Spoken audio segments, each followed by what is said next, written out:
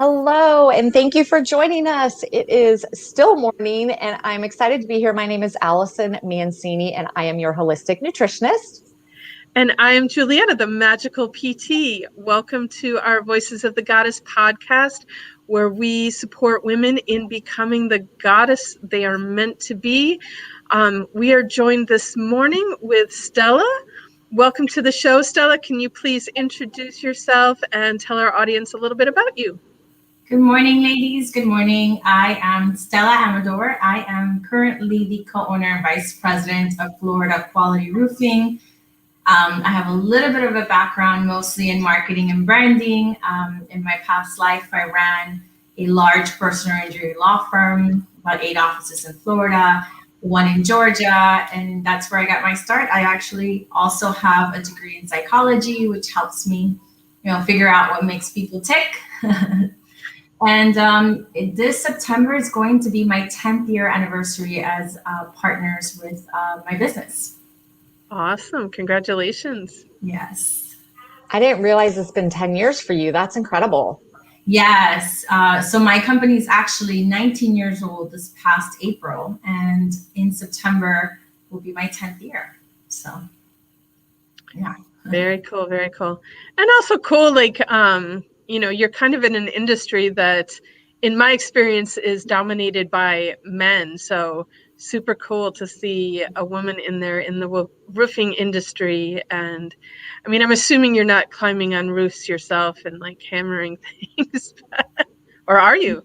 Not necessarily doing the work myself. I do go on some of the commercial roofs, some of the more accessible roofs when we're meeting with clients. If it's a large project, I'm part of the process, not on the day-to-day homeowner situation, but mostly anything that's outside of Florida, which our reach is not just limited to South Florida, but we're also working throughout Central, the Tampa area, the Orlando area, and South. So whenever that occurs, I'm usually the one that goes and meets with the board members and the building owners, et cetera, when it's a large project.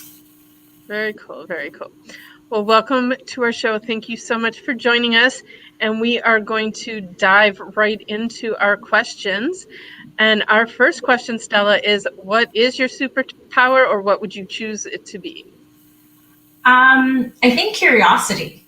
I think I'm super curious about other people. I'm interested in what's going on in the world. I usually like to joke that I know a little bit of everything and a whole lot of nothing because I do, skim the news. I skim what's going on with my friends, and I like to be abreast of what's going on with my clients, with my company, with everything. So I guess being interested, and I'll pivot that to listening. Because of my curiosity, I tend to be a good listener, and I tailor a lot of my clients' proposals based on what I hear from them, based on what we consult during our first conversation. So I would say that's it. That's an awesome superpower to have. So when I was a kid, my dad used to always give me a hard time because I was very curious. I'm the same way. Like I ask questions of people all the time because that's how you learn. That's how you know. That's how you get information. He used to give me the hardest time about that. And as I got older, I realized what a superpower that is, to like be curious, because that's how you are actively listening when you're asking those questions and getting that feedback. And that's incredible. I love that. So I'm right there with you. I'm a curious person. I drive some people crazy because I ask too many questions, but it's all good. I do too, and that's okay. My other superpower is that I don't really care. Okay. Awesome. All right. Our next question is, what is a book that has greatly influenced your life? I was so excited to read this question because when I first read this book, The Alchemist by Paulo Coelho, when I first read it, I actually bought 30 copies of it. And I gave it away to everybody that I knew and loved that Christmas. And I always had a stack of like 10 of them. And whenever anybody came over to my place, and if they saw it on my nightstand or on my coffee table, and they said, "What is this about?" And I'd be like, "You know what? I got a better one for you. Here's a copy." It was an absolute wonderful book to read, and it's impacted me in so many ways. And I like to read it at least once every couple of years. I reread it, and it's a small book. If you haven't read it, if you don't know it, it's a small book, and it seems fairly simplistic. But as Einstein once famously said, if you say something complex, you may lose your audience, but if you say it simply, you really understand it well. So he's a genius at, figuring out what makes us tick in a very simplistic sort of way. But when you go back and read it, you realize how deep it is and how impactful it can be. So that would be it's one of my favorite books of all times. Yeah, I think that book has come up more than once. And that was also we talked about this in another episode. Allison challenged me to this Facebook book challenge, and The Alchemist was also one of the books that I posted on my 12-week challenge. Yeah. So did you read it? Oh yeah, but I'm thinking it's time to read it again, because it's been a long time, and he's a great author. I've read several of his other books as well. So like, if you've made it through that one, check out the other ones too. They are great. And you are so right about, I get frustrated when I see people, sometimes they're trying to show off like how smart they are and how much they know by using big words and just, talking above everyone. And I'm like, I used to work with somebody like that. He'd explain what's going on to the patients using all the medical terminology, and they'd turn and they'd look at me like, what did he just say? And, and then I would translate it into terms that everybody can understand. Cause like, it serves no one to be preaching an important lesson if no one can understand what it is. So, that is like really a gift, to be able to explain something deep, meaningful, profound in simplest terms that everyone can understand. So and I think the thing precisely is, if you can't explain it simply, you don't understand it fully, which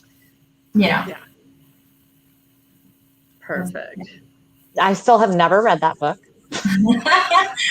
Okay, so challenge number 500. I really, really highly recommend it. I can send it to you. You give me your address, I'll send it to you. We'll get this on our book club list. I was just gonna say that. I think that has to be added to our book club list, because it keeps coming up. So yeah. And for those of you that don't know, in our Circle of Goddess group on Facebook, we have a book club going always. This month, we're doing spiritual economics. Join us if you're not already in on that. It's not too late. This book is also a fast, easy read. But we will definitely add The Alchemist onto the list of books that we are going to read. Yay! For sure. So, and hopefully you will join us when we're doing that book club, Stella, and just, Absolutely. get some of your feedback on the book. I would love to. Yeah, cool. All right. Time for question number 3 is, what is your favorite self-care practice? So I have many. I'll confess, I'm kind of like a self-care addict. Love that. And I do not need recovery. I'm perfectly fine and guiltless about my self-care routine. I think my number one, which everyone that is in my inner circle knows, and even if you've heard me at any conversation, I'll bring it up. I dance on a regular basis, and I have a dance studio. Shout out to Jessie from Funk and Flow. We have something called Funk Body, which is kind of like a improvisation of this awesome dancer. And we follow her lead, and it's not choreographed. It's different every time. It's different music. It's global music. So I do it 5 times a week. And I tell her all the time, if she had 7 classes, I would go to all 7. Cool. So that's my guilty pleasure, or my self-care, or whatever. And again, I have 0 guilt, 0 shame about it. Love it. Okay, So that's a new one.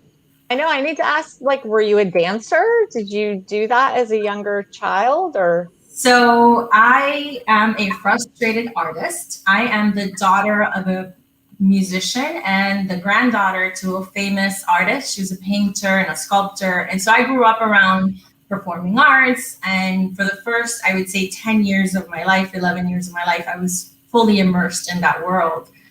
So, once you leave, this was in Nicaragua where I'm from. And once I left there and I came to the United States, I kind of put that to the back burner and focused heavily on becoming, a studious student and getting a scholarship and going to college. So that kind of stayed in the background. And now it's kind of like, okay, I've done all those things. Can I get back to my artistic side? Can I get back to my passion, which is dancing? And it's really just dancing for me. It's not dancing for people.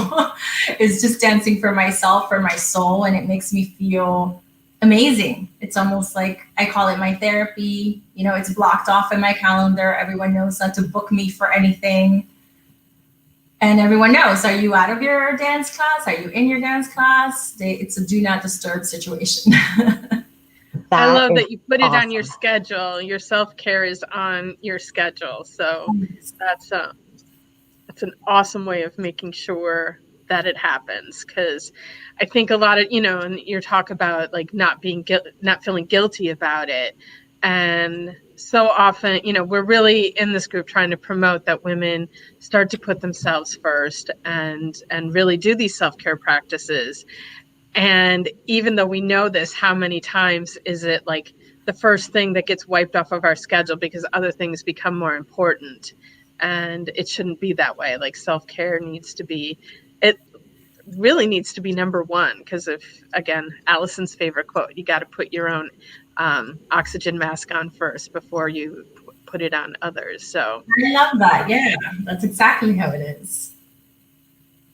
So I'm a little jealous that she dances every day because as a kid I wanted to be a ballerina. That was like my dream, was to be a classical ballerina. So, and then my daughter danced for years. So I love dancing, but I have found the older that I've gotten, and this is kind of sad, I'm very I worry too much about what other people think when I dance now. It's really bad. So I think maybe I might have to explore going back into some kind of dance class. Yeah, you should definitely try. One of the things that I do whenever, because I'm like the mascot of this dance group, because I'm there all the time and I became friends with the instructor. And so whenever somebody new comes in, I notice them and I have a quick chat, like, hey, you're new. How are you? I'm Stella, if you have any questions, let me know. And also just don't worry about what you look like. We're all just worried about what we look like. So, and just, have fun. And you're not going to and one of the things I love is that it's a super open space. It's free of judgment, free of anything. It's very relaxed, and you do what you can and you do the best, and no one's going to call you out, no one's going to make you feel bad, no one's going to say anything. Like I said, everyone's just focused on doing their thing. And how many things do we stop doing because we're afraid of what we're going to look like, or what it's going to sound like, or what it's going to affect? And one of the things from the Alchemist that I've got that always resonates with me is you only you have this life, and we are all trying to do the best we can with what we have, and you're only responsible to yourself. So that makes it easier for me to jump on a ledge and be like, okay, I'm going to try something new. Like you ladies, you're doing awesome by putting the spotlight on women and the self-care and wanting to elevate what we're used to and what's been programmed for us in the world that we live in. And like you mentioned, like so often people are sitting there worrying about what other people are looking at them. And it's like, everybody's looking at themselves. Like no one's even noticing you, because just like you're looking at yourself, worrying about how you're looking, they're looking at themselves too. And we're all just like worried about how we look, and it's like, stop it. Just be you, do you, and love it. Yeah, I have the saying, do you, boo? Just do you. It's all good. Love it. Yeah. So Allison, 2 things I'm challenging for, and you're welcome to tap me for these things. So One is the Alchemist. Yeah. And one is my dance class. You're welcome to come check it out. It's in it's in Fort Lauderdale. I don't know where you're at, but I can shoot you an invitation and you can come check it out. Okay. I'm open to that. Shoot me an invitation. Okay, we'll do. I'll write it down. Okay, awesome. Awesome. All right. Question number 4 is, because you got a lot going on, Stella. So how do you keep yourself accountable? How do you make sure it all happens? So I already mentioned one of them, the calendar. I live and die by the calendar. Everything is in the calendar always. If I'm doing anything, even if I'm just going for a jog or if I'm going for a walk, it's always in the calendar. The other way is I'm a huge fan of lists. Wherever I go, whatever I do, like you just mentioned, I just said I'm going to do something and I write it down. The pleasure that I receive from checking something off or scratching something off. I don't know. I've heard some people feel that way. I can't do it electronically. I need it in writing. I need it in a paper, and I need to be able to cross it out. But really, in the larger perspective, I keep myself accountable. And I think, Julieta, you and I were talking before we started, and part of it is, my word. If I say I'm going to do something, it's ingrained in me. It's almost like a little time clock inside of me that, creates this urgency that it has to get done. And I think that translates to everything that we do. If you say you're going to show up to have coffee with a friend, it's not so much about, whether you're 5 to 10 minutes late. It's honoring that person's time and the effort that person's putting through to be there and meet with you. Same thing in business. If you say to a client, you're going to be there at a certain time and you want to earn their business, you want to be there a little bit earlier, be there a little bit, show up. I think showing up has always been a blessing to me. It's the thing that keeps me motivated. Whenever I say I'm going to do something, I have to show up for myself and I have to show up for the people who depend on me. Yeah. Go ahead, Allison. So I was thinking about, as you're saying that, because we, the three of us, know each other through BNI, which is a international networking organization. And Stella and I have had some interactions through BNI, and just watching her as because you are the current president of your chapter, right? I'm a glutton for punishment. Second time. I know. Second time. I know. You need a break. But I have watched Stella over the last 2 years, and she is very serious. She does exactly what she says she's going to do. In fact, she keeps me on my toes because she'll say to me, like, okay, I'll ask her for something because she has amazing ideas. And she'll be like, okay, no problem. I'll send that to you. And I'll get an email from her like an hour later. I'm like, oh my gosh, I have got to get better at responding faster. I'm like, Stella is making me look bad. But my whole point is that it's so true. And I thank you for you holding yourself accountable, because you are such a great example to other women and men that you truly do what you say you're going to do. And when you do that, it holds other people to a higher standard also. And I appreciate that about you. Oh, thank you, Allison. That's so nice. And I look to you. You always have amazing ideas too. I mean, this whole thing that you're doing is also an extension of what happens in BNI and how we come up with these things. And, kudos to both of you, because it takes a lot of, holding yourselves accountable to be here and do this on a regular basis. So, we can be each other. That is true, because Julieta and I, so when we went into the pandemic, we were talking about how can we continue to support our women we know. And it started out our chapter members, and then it went to like women we know. And then it just kind of went to the community. And now it's like everybody, you know what I mean? So, when we started this, it really was about supporting and encouraging and being accountable to each other, because when one of us would freak out, the other one would be like, no, we got this. So yeah. That's awesome. And so good to see that coming out of, something so terrible. I mean, it's been awful for most people, and being stuck at home and getting creative and, being inventive during a time of need is usually when the best ideas happen. So sure. To you. Thank you. One other thing I want to say about, I totally appreciate, people honoring their commitments, being their word. When you say you're going to do something, you do it. And I think one area that people get stuck on that too is like too often, especially us as women, like we don't want to say no to people. So we commit way more than what we should be committing. And, I just want everybody out there to know that it's okay to say no. It's far better to say, no, I'm not going to do something than to say, yes, I'm going to do it. And then just like back out and not do it. I just like, everybody, my thing for everybody out there listening to this today, there's going to be one thing coming up today that like your knee-jerk reaction is to say yes because you don't want to hurt that person's feelings or you don't want to disappoint them. My request from you today is to find that one thing and just say no. And you don't have to apologize, and you can just say, no, sorry, I can't do that. And that's such a beautiful thing to give to your listeners. And I echo those sentiments. Part of listening is also listening for when someone's like kind of on the fence. And, whenever someone's on the fence, instead of running away from that, I usually go forward with that. And I'm like, listen, if you don't want to do it, just tell me. It's perfectly okay if you want to say no to me. Because a lot of times, like you said, we're so inclined to be like, yes, I'll do something. And, luckily I've learned a long time ago, I can't be everything to everybody. And so, I do say no more often than I say yes, actually. Awesome. Especially with clients, because I've designed my company a certain way. I often have to tell people who want my business, I don't think we're a good fit. And I explain why. And, just having an open and honest conversation. But if you sense someone is on the fence, so I'll dovetail what you said, if there's something that comes up today and you want to say no because you have other commitments, if you sense someone is on the fence, don't just walk away from that.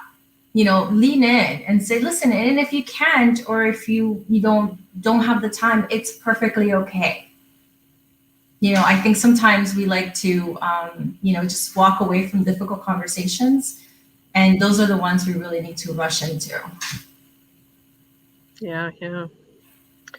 Cool. All right. Yes. Great conversations this morning. Takeaways.